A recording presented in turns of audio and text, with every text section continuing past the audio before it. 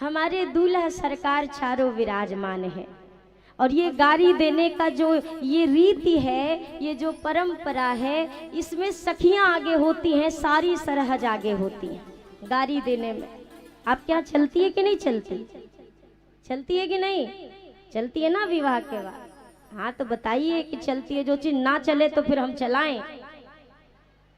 राघव जी जब आए तो सारी सखियां, सारी सरहज सब इकट्ठा हो गई। आज दुल्हा सरकार को गारी देंगे। अभी तक तो सभी जो भी रीतियां थी, रिवाज थे, उसमें कहीं मैया बाबा का काम था, कहीं गुरुओं के आदेश का पालन, पर ये जो नियम है इसमें तो हम ही मुख्य हैं। सब बढ़िया तैयारी के साथ आए, लेकिन हमारे राघव जी की शोभा, कितने सीधे साधे हैं हमारे राघव जी। एक सखी ने कहा, सुनो ना, इनके इस भोले भाले मुखड़े को देखकर मेरा जी नहीं करता कि मैं इनको गारी दूं।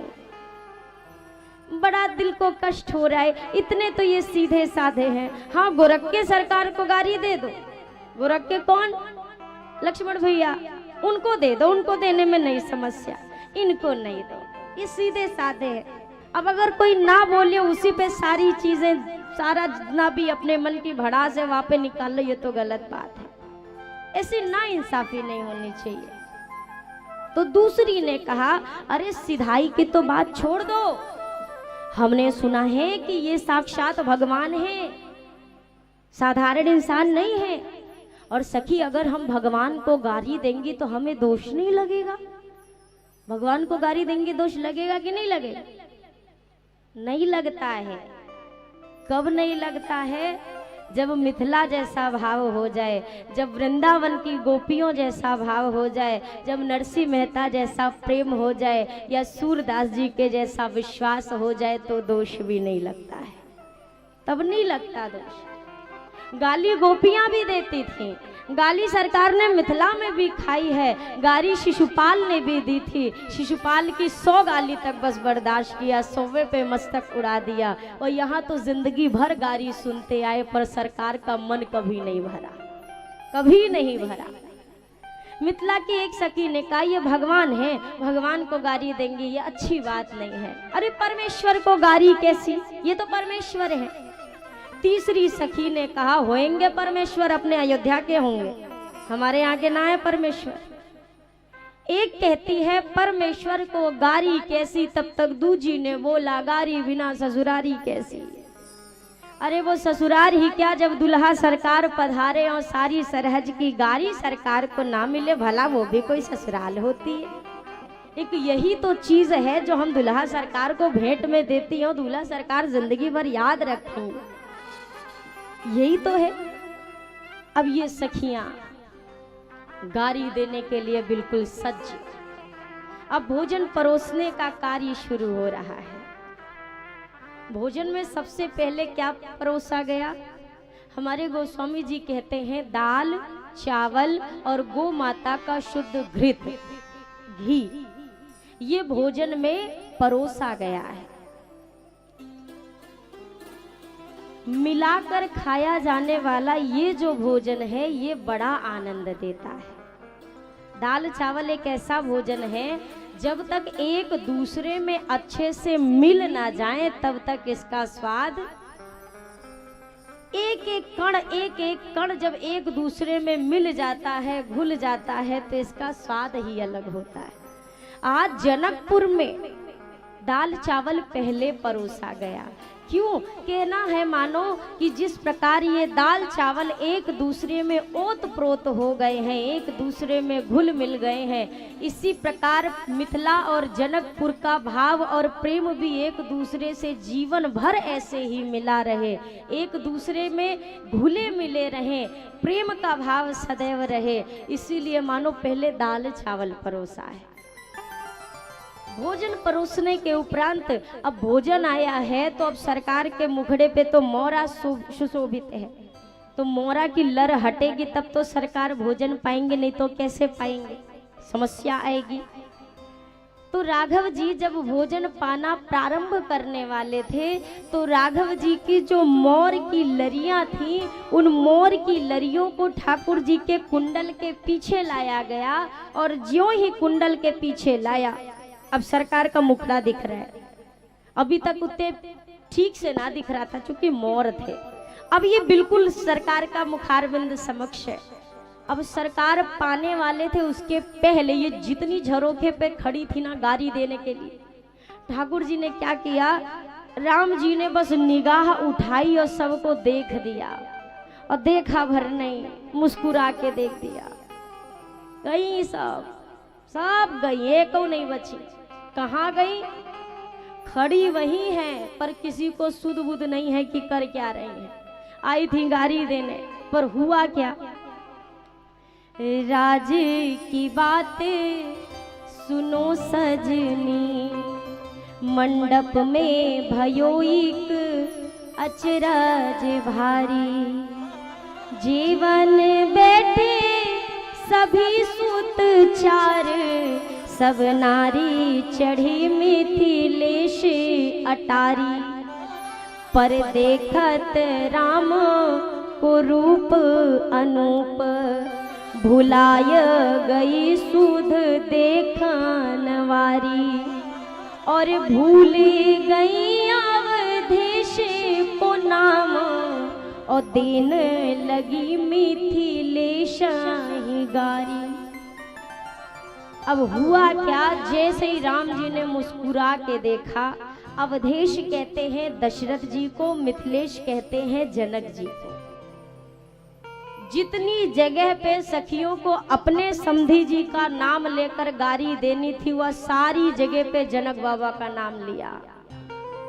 समधी जी का नाम कहीं नहीं, उल्टा जनक जी को ही जनकपुर में खड़ी होके गारी दे रहे हैं। और ये भी जनकपुर की ही है, अलग ही जनक बाबा को ही गारी देने। अब जनक जी भी सोच रहे हैं सखियां का बौर आए गई है, ये क्या उठपटांग वाली बात है। जब बाबा जनक ने एक बार देखा, दूसरी बार देखा, अब इनको थोड़ा सा लगा हमसे कछु तो गड़बड़ हो रही है। अब एक ने कहा, अरे हमने तो सब बिगाड़ दिया, गारी देनी थी दशरथ जी को, तब से गारी दे रही हैं हम जनक जी को, अपने ही बाबा जनक को गारी दे रही। तब तक दूजी वाली ने कहा, तुम्हें तो कह रही थी सीधे हैं सीधे हैं, देख लिया कितने सीधे। कहने लगी, अब हमने देख ली इनकी सीधाई, अब तो ये ना बचेंगे। अगर ये हैं भगवान तो अपने यहाँ के होंगे, हम भी घी दूध की खाई मिथिलानियाँ हैं, अब ये बच के दिखाए हमसे। और वास्तव में राघव जी को मिथिला में, राघव जी जब आए मंडप में जा रहे हैं, हमारे राम जी को क्या पता कि साधारण चाल अलग होती है, मंडप में जाने वाली चाल अलग होती है। उन्हें लगा सब जगह एक ही बराबर चलते, तो बढ़िया मौज से जा रहे थे लक्ष्मण जी के साथ, तेज तेज चल के जा रहे थे। तब तक एक सखी ने कहा, ओ सरकार, ताड़िका मारवे के लाने ना जा रहे हो, ब्याह करने जा रहे हो तो जरा आराम से, थोड़ा सादगी से लाइए, अपने अंदर नजाकत लाइए और तब चलिए। सखियां कहती हैं, चलो धीरे धीरे लालन लली के अंगना, धीरे धीरे चलिए। अब राम जी एकदम मई धीरे चलने लगे, एक पांव धरे, वाके 1 मिनट बाद दूजा आगे बढ़ावे, फिर 1 मिनट बाद तीसरा। सखियों ने कहा, इस हिसाब से इस साल तो आपका ब्याह नहीं होना, अगले साल का मुहूर्त निकलवाना पड़ेगा। अब दूसरी सखी कहती है, हो पग धीरे कैसे दुल्हा धरत ए सखी, कैसे धीरे धीरे पैर धर रहे हैं ये। दूजी ने कहा, अरे धीरे तो छोड़ दो, चल भी रहे हैं तो कैसे चल रहे हैं, जरा देखो ना कैसे चल रहे हैं। चले ऐसे जैसे कोल्हू के बारात ए सखी, जैसे कोल्हू का बैल चले, ना चल पाए, ना हिल पाए, ना डुल पाए, वैसे तो ये चल रहे हैं। अब लखन लाल, अब राम जी तो सीधे साधे, पर लखन लाल कहा भैया जी की इतनी बात सुनने दे। लखन लाल का हो सकियो, पहले राम जी से कहा, भैया आप खड़े हो जाओ, चलना ही नहीं, अब चलना ही बंद कर दो। लखनलाल ने कहा, सखियों एक बात बताओ। बोले लखन सुनोरी आली, बड़ी यहाँ की रीत निराली, अरे केही विधि चले कि परे न गाली, जो भी चाल चलो सब ही में देती दोष बताए, वो जिनकी मायावश जग नाचे, उनको सखियां रही नचाए। लखनलाल ने कहा, एक बात बताओ, हम धीरे चले तो तुम कहती हो जैसे हम कोल्हू के बैल की तरह चल रहे, हम तेज चलते तो तुम कहती हो कि ताड़िका मारने नहीं जा रहे हो। एक बात बताओ भैया, कौन सी चाल चले कि तुम गाली ना दो? सखियों ने कहा, अवध नहीं ये है ससुराली, ये आपकी अयोध्या ना है, ससुराल है। अवध नहीं ये है ससुरारी, सुनो यहाँ पग पग पे गारी। ये आपकी अयोध्या नहीं, ये ससुराल है और ये मिथिला है, और यहाँ हम जो चाहेंगे वो होगा, हमारा जब मन कहेगा गारी देंगे। लखनलाल ने मुंह फुला लिया। दूजी सखी ने कहा, ये बात बात पे छटके वाले मुंह बहुत फुलाते हैं। सखी ने कहा, इसका परमानेंट इलाज करते हैं। क्या किया? सखी कहती है, शान गुमान धरो ताखे पर, आओ गाल से काय। लोढ़ा उठाया, लोढ़ा समझते ना, एक रस्म होती, लोढ़ा उठाया और गरम करके लखनलाला का गाल सेक दिया। बोला फुलैयो मत, फिर सेके। जिनकी मायावश जग नाचे, उनको सखियां रही नचाए। राघव जी को सखियां अपने मन मुताबिक चला रही हैं। अब राम जी जैसे मुस्कुरा के देखा था, इनसे गड़बड़ी तो हो गई थी, अब राम जी से खींच चुकी है ये। अब वैसे तो शायद एक दो गारी देती, अब जब ये खींची तो अनगिनत देना शुरू किया। वैसे गारी देती तो राम जी भर को देती, जब खींची तो मैया जो कौशल्या मैया अयोध्या में बैठी है वहां तक इनने गारी दी, एक को छोड़ा नहीं। सखियां कहती हैं, सखी दा बबुआ जी के गारी। थोड़ा सा ये भोजपुरी में पर सिंपल है, मिथिला की भाषा में। बबुआ कह रही हैं दुल्हा सरकार को। सखियां कहती हैं, अब राम जी संकोचवश हाथ कौर नहीं उठा रहे हैं, संकोचवश। सखी ने कहा कि ये कौर क्यों नहीं उठाते हैं? दूजी ने कहा, अभी इनको मिला नहीं है। क्या गारी? ओ सखी दा बबुआ जी के गारी, ऐसे ना खई है। सखी दा बबुआ जी के गारी, ऐसे ना खई है। सखी दा पहुना जी के गारी, ऐसे ना खई है। सखी दा पहुना जी के गारी, ऐसे ना खई है। ओ दुल्हा आए ससुरारी, ऐसे ना खई है। दुल्हा आए ससुरारी, ऐसे ना खई है। सभी तालियों के साथ गाइए, सभी लोग गाइए।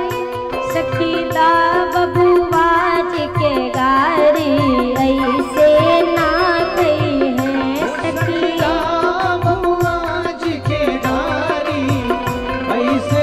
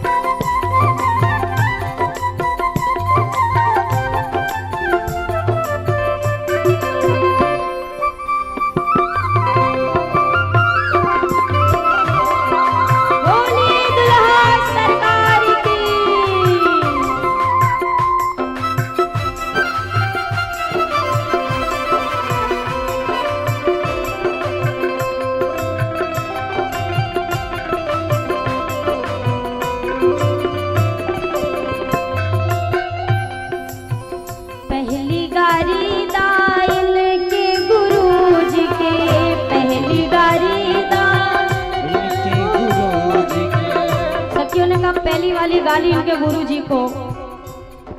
दूसरी ने कहा गुरुजी हैं कौन, कई सारे दिख रहे हैं महाराज जी, इनके गुरुजी कौन है वो नहीं समझ आ रहा। गुरुजी कौन है इनके? सखी ने पहचान बताई। अरे पहली गारी दायल के गुरुजी के, पहली गारी दायल के गुरुजी के, हो जिनके पाकल पाकल लंबी दाढ़ी ऐसे ना कही है, जिनके पाकल पाकल लंबी दाढ़ी अरे ऐसे ना कही है, वो दुल्हा आए ससुरारी ऐसे ना कही है, अरे दुल्हा आए ससुरारी ऐसे ना कही है।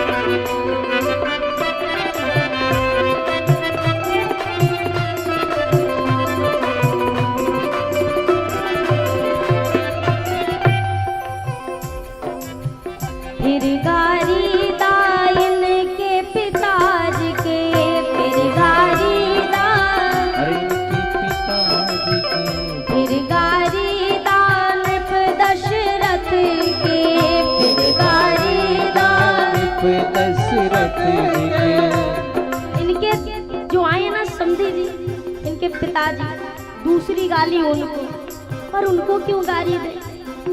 अरे आपको पता नहीं है, हम बताते हैं।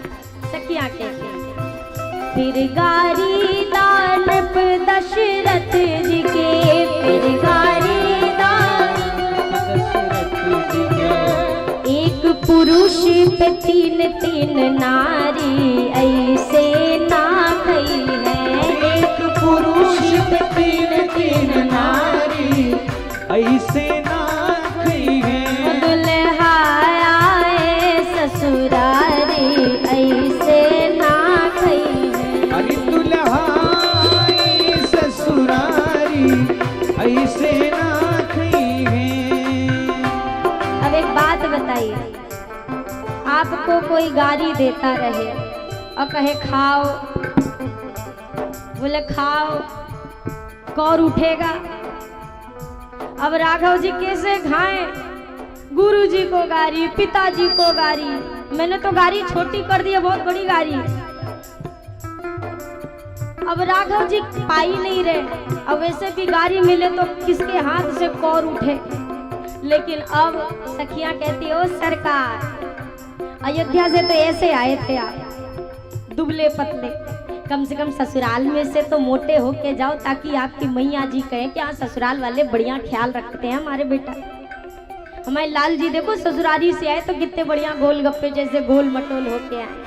सखियां कहती हैं ओ सरकार, हो खूब खाओ ये दुल्हा, खूब मोटा ये दुल्हा, खूब खाओ ये दुल्हा, खूब मोटा ये दुल्हा, आप भी कहो सारे लोग, ओ खूब खाओ ये दुल्हा, खूब मोटा ये दुल्हा, खूब खाओ ये दुल्हा, खूब मोटा ये दुल्हा, खूब खाओ ये दुल्हा, खूब मोटा ये दुल्हा, खूब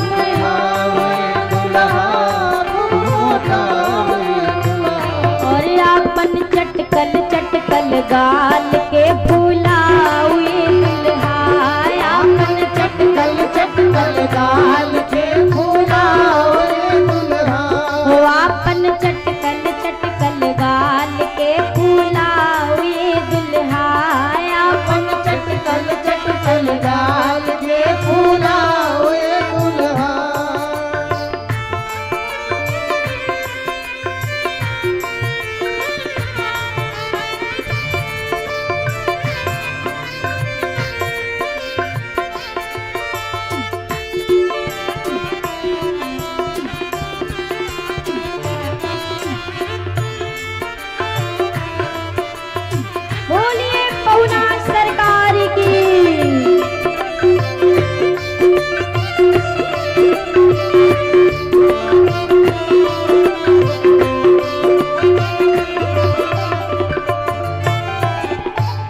पापड़ पूरी अचार खूब खाओ ये दुल्हा, पापड़ पूरी अचार खूब खाओ ये दुल्हा, पापड़ पूरी अचार खूब खाओ ये दुल्हा, पापड़ पूरी अचार खूब खाओ ये दुल्हा, और रसगुल्ला के स्वाद बताओ ये दुल्हा, रसगुल्ला के स्वाद बताओ, हाँ खूब खाओ ये दुल्हा, खूब मोटा ये दुल्हा, खूब खाओ ये दुल्हा, खूब खाओ ये दुल्हा, और आपन चटकल चटकल गा